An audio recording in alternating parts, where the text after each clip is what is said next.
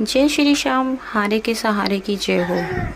दोस्तों, कहते हैं जब जीवन में सब कुछ ख़त्म हो जाए, आपको ये जीवन पूरी तरह ख़त्म होता नज़र आए, आपको उम्मीद की किरण डूबती हुई नज़र आए और आपको लगे कि अब सब कुछ ख़त्म हो गया, और जब आप अकेले पड़ जाएं, आपके रिश्तेदार, आपके दोस्त आपका साथ छोड़ दें, तब आप एक बार, सिर्फ एक बार मेरे कहने से श्याम बाबा के चरणों में ज़रूर जाएं, क्योंकि श्याम बाबा ही एक ऐसे देवता हैं, वो कलयुग के ऐसे देवता हैं कि जब इंसान पूरी तरह टूट जाता है, हार जाता है, अगर इंसान एक बार उनके चरणों में चला जाए तो बाबा श्याम उसका कल्याण ज़रूर करते हैं।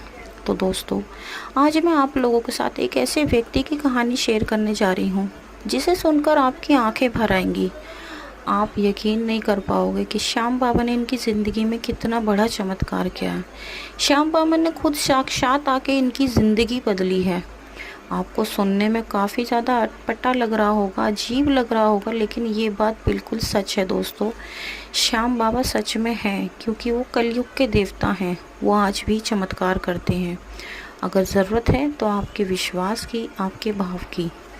तो दोस्तों, वीडियो में आगे बढ़ने से पहले अभी तक जिन लोगों ने मेरे चैनल को सब्सक्राइब नहीं किया, सबसे पहले वो मेरे चैनल को सब्सक्राइब कर बेल आइकन को ज़रूर प्रेस कर लें, ताकि आने वाली वीडियो की नोटिफिकेशन सबसे पहले आप तक पहुंच पाएँ। साथ ही साथ हमारी वीडियो को लाइक करें, आगे शेयर करें और कमेंट बॉक्स में जय श्री श्याम ज़रूर लिखें। दोस्तों, आज की कहानी बिहार के रहने वाले पटना से है, जिनका नाम उमेश है। ये बिहार के पटना में रहते हैं, जो एक बहुत ही ज़्यादा गरीब परिवार से हैं। ये बताते हैं कि ये 2 भाई और 1 बहन है। इनके पिताजी ने बहुत ही ज़्यादा गरीबी का जीवन जिया है। ये इतने ज़्यादा गरीब थे कि इनको 2 वक्त की रोटी नसीब नहीं थी। इनके पिताजी इनको सरकारी स्कूल, प्राइवेट स्कूल में पढ़ाया करते थे। वो मजदूरी किया करते थे। वो उनका सपना था कि उनके बच्चे अच्छे से खूब पढ़े लिखें और एक बड़े इंसान बने, लेकिन इनकी किस्मत में कुछ और ही लिखा था। इनके पिताजी ने जैसे तैसे इन्हें 8वीं क्लास तक तो पढ़ा दिया, लेकिन उसके बाद वो फीस नहीं भर पाए, जिस वजह से इनका स्कूल से नाम काट दिया गया। और फिर ये बिल्कुल इस पढ़ाई से वंचित हो गए और इनके बहन भाइयों का भी स्कूल से नाम काट दिया गया। अब जब इनके पिताजी इतने ज़्यादा अंदर से टूट रहे थे, यहाँ तक को खाने के लिए भी तरसते थे, तो इनको बहुत ज़्यादा बुरा लगता था। ये कहते हैं कि मेरे को इतना ज़्यादा बुरा लगता था, मैं सोचता था कि मैं घर का बड़ा बेटा हूँ और मैं फिर भी अपने पिताजी की हेल्प नहीं कर पा रहा। पढ़ाई तो छूटी, यहाँ तक को खाने के लिए भी लाले पड़ गए थे। इनके पिताजी ने कुछ लोगों से कर्ज भी लिया था थोड़ा बहुत। वो रोज़ दरवाजे पे आते थे। ये बताते हैं कि एक दिन इनके पिताजी घर पर नहीं थे। अब इनको अपने मन में बस यही लगता था कि मेरी भी पढ़ाई छूट गई और साथ ही साथ मेरे छोटे बहन भाइयों की भी छूट गई। इनको लगता था कि चलो, मैं पढूं ना पढूं, मेरे बहन भाई तो किसी तरह से पढ़ लें, मैं अपने पापा का किसी चीज़ में हाथ तो बटा सकूं। लेकिन ये इतने ज़्यादा मजबूर थे, छोटे भी थे, ये कुछ काम भी नहीं कर सकते थे। ये सोचते थे कि आखिर मैं क्या ही ऐसा करूं। फिर एक दिन इनकी मम्मी के पास एक लेडीज़ आई। उन्होंने कहा कि तुम इतने परेशान हो, क्योंकि एक दिन इनके पिताजी घर पर नहीं थे, लेनदार आए, तो ये छोटे छोटे थे, ये क्या ही कहते। फिर इनकी मम्मी ने गेट खोला तो ये अपनी मम्मी के साथ बाहर गए और वो कहते हैं कि हमें हमारे पैसे दो। इनकी मम्मी ने कहा कि अभी हम पे है नहीं, जब हो जाएंगे हम दे देंगे। ये कहते हैं कि मैं खुद उनके पैरों में गिर गया, रोया, मैंने उनके आगे हाथ जोड़े। मैंने कहा, अंकल, जब मैं कमाने लग जाऊंगा मैं आपके सारे पैसे दे दूंगा। लेकिन वो फिर भी नहीं माने। फिर इनके पास जो थोड़ी बहुत गांव में ज़मीन पड़ी थी, उन कर्जदारों की वजह से इन्हें वो ज़मीन बेचकर भी उनको पैसे देने पड़ गए। अब ये बिल्कुल बेसहारा हो गए थे, किराए पर रहते थे। इनको समझ नहीं आ रहा था ये क्या करें। तभी इनकी मम्मी के पास एक महिला आती है। वो कहती है कि तुम इतनी परेशान हो, तुम एक बार खाटू श्याम क्यों नहीं जाती। तभी इनकी मम्मी ने कहा कि कहाँ खाटू श्याम। तभी उस महिला ने कहा कि राजस्थान के सीकर ज़िले में खाटू श्याम बाबा का दरबार है, वो हारे के सहारे हैं। जिस तरह से तुम परेशान हो, कोई भी इंसान परेशान होता है और उनके चरणों में जाता है तो बाबा उसकी ज़रूर सुनते हैं। वो ये बात सुन रहे थे। तभी उनकी मम्मी ने कहा कि मेरे पास इतने पैसे नहीं हैं जो मैं जा सकूं। लेकिन उन महिला ने कहा कि चलो तुम्हारे पास पैसे नहीं हैं, कोई बात नहीं, मैं 11 पे खाटू श्याम दरबार जा रही हूँ, अगर तुम चाहो तो अपने बेटे को मेरे साथ भेज सकती हो, इनका किराया नहीं लगेगा। तो इनकी मम्मी ने हाँ बोल दिया और इनको, उमेश जी को, उनके साथ भेज दिया। ये बताते हैं कि ये उन आंटी के साथ जब बाबा के दरबार पहुँचे तो वहाँ का भव्य नज़ारा देखकर इनको काफ़ी ज़्यादा संतुष्टि मिली, बहुत अच्छा लगा। और ये वहाँ जाके बाबा के सामने, जैसे एक छोटा बच्चा अपने मम्मी पापा के सामने रोता है, ऐसे रोने लगे। क्योंकि ये छोटे ही थे उस टाइम, 8वीं क्लास में पढ़ते थे। इन्होंने बाबा से हाथ जोड़ के कहा, बाबा मेरे पिताजी बहुत परेशान हैं, हम गरीबी से बहुत ज़्यादा हार रहे हैं, बाबा कोई रास्ता दिखाइए, हमारी परेशानी को ख़त्म कीजिए, मुझसे अपने मम्मी पापा का दुख नहीं देखा जाता। इस तरीके से प्रार्थना करके ये वहाँ से श्याम बाबा की एक छोटी सी तस्वीर लेकर अपने घर आ गए। फिर इन्होंने वो तस्वीर लाकर अपनी मम्मी को दी और इनकी मम्मी उस तस्वीर की रोज़ श्याम बाबा की पूजा किया करती थी और बाबा से रोज़ दिल से प्रार्थना करती थी।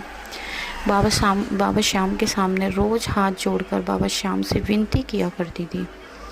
ये बताते हैं कि कुछ समय बाद इनके पिताजी का देहांत हो गया, उनको हार्ट अटैक आया था। क्योंकि उनको टेंशन इतनी ज़्यादा रहती थी कि उनको एक दिन अटैक पड़ गया और वो अटैक पड़ने की वजह से उनकी मौत हो गई। अब इनकी मम्मी को और ज़्यादा सदमा लग गया था, क्योंकि अब 3 छोटे छोटे बच्चे और अब इनकी मम्मी कैसे बच्चों को संभालेंगी। लेकिन इनके दिमाग में तो बस ये था कि मैं घर का बड़ा बेटा हूँ, अब पिताजी भी नहीं रहे, अब मुझे कुछ ना कुछ तो करना है। फिर इन्होंने काम देखना शुरू किया। इनकी उम्र की वजह से कोई इन्हें काम भी नहीं देता। अब 3-4 साल बीत चुके थे, ये 17 साल के हो गए थे जब तक इनकी मम्मी ने घर घर में चौका बर्तन किया, जैसे तैसे इनको पाला और इनका सरकारी स्कूल में एडमिशन कराया।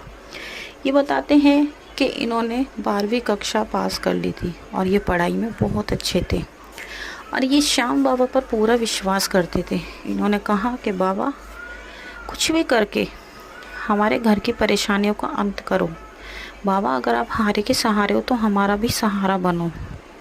ये बताते हैं कि जब इन्होंने 12वीं कक्षा पास कर ली, इन्होंने उसके आगे पढ़ाई के लिए, इनके पास पैसे तो नहीं थे, फिर इन्होंने बच्चों को ट्यूशन पढ़ाना शुरू किया। ये घर घर जाके बच्चों को ट्यूशन पढ़ाते थे, जिससे ये 5 से 6 हज़ार रुपये महीना कमा लेते थे। उससे इनकी मम्मी को थोड़ा बहुत सहारा लगा, लेकिन इन्हें लगा कि इससे तो कुछ नहीं होगा। फिर जब इन्होंने सोचा कि यहाँ तो कुछ हो नहीं रहा, इन्होंने अपनी मम्मी से कहा कि मम्मी हमें मुंबई चलना चाहिए, वहाँ पर काम अच्छा है। ये जैसे तैसे करके अपनी मम्मी से कहकर, उन घर वालों को सबको मनाकर ये मुंबई चले गए। ये वहाँ से अकेले गए, इनकी मम्मी ने इनको जैसे तैसे भेज दिया। वहाँ जाकर इन्होंने वहाँ भी ट्यूशन पढ़ाना शुरू किया। वहाँ इन्हें फ़ीस अच्छी खासी मिल जाया करती थी। ये बताते हैं कि महीने के 15 से 16 हज़ार कमा लिया करते थे। फिर उनमें से कुछ पैसे ये अपने मम्मी के पास पटना भेज दिया करते थे, कुछ पैसे अपने पास बचाकर, क्योंकि इन्होंने अपने दोस्तों के साथ मिलकर एक रूम लिया था जो 6,000 रुपये महीना था। उसमें ये तीनों 2-2 हज़ार रुपये मिलाकर महीने में दिया करते थे। कुछ पैसा इन्होंने जोड़ा और इन्होंने डिसाइड किया कि मैं एक कोचिंग खोलूँगा। इन्होंने एक छोटा सा कोचिंग खोला जिसका नाम रखा श्याम कोचिंग सेंटर, और वहाँ पर बच्चे आने शुरू हुए। देखते ही देखते इनके पास बच्चे धीरे धीरे बढ़ने लगे और इन्हें एक बड़ा इंस्टीट्यूट खोलना पड़ा। ये बताते हैं कि बच्चों की संख्या इतनी बढ़ गई थी और श्याम बाबा ने मुझ पे इतनी कृपा की कि वो छोटा सा इंस्टीट्यूट मुझे एक बड़ी एकेडमी में बदलना पड़ा। आज उनकी मुंबई में एक श्याम बाबा के नाम से बड़ी एकेडमी है, बहुत बड़ा कोचिंग है जिसमें ये बच्चों को पढ़ाते हैं। और बाबा की कृपा से इन्होंने मुंबई में अपना खुद का एक फ़्लैट ख़रीद लिया है और आज अपने मम्मी को और अपने बहन भाई को ये अपने साथ रखते हैं और श्याम बाबा की कृपा से ये बताते हैं कि श्याम बाबा ने इन पे इतनी कृपा करी कि आज दुनिया की इनके पास हर खुशी है। ये महीने के 60 से 70 हज़ार रुपये आराम से कमा लेते हैं। इन्होंने बहुत सारे टीचर्स भी रख रखे हैं जिन्हें ये खुद सैलरी देते हैं। दोस्तों, ये होती है श्याम बाबा की कृपा, ये होता है श्याम बाबा पर विश्वास करना। तो जो भी लोग दिल से बाबा पर विश्वास करते हैं, बाबा श्याम उनकी ज़िंदगी में ऐसे ही चमत्कार करते हैं। दोस्तों, ये थी आज की कहानी। अगर आपको अच्छी लगी हो तो वीडियो को लाइक करना, शेयर करना, कमेंट बॉक्स में जय श्री श्याम ज़रूर लिखना। कल मिलते हैं, जब तक के लिए सभी भक्तों को धन्यवाद।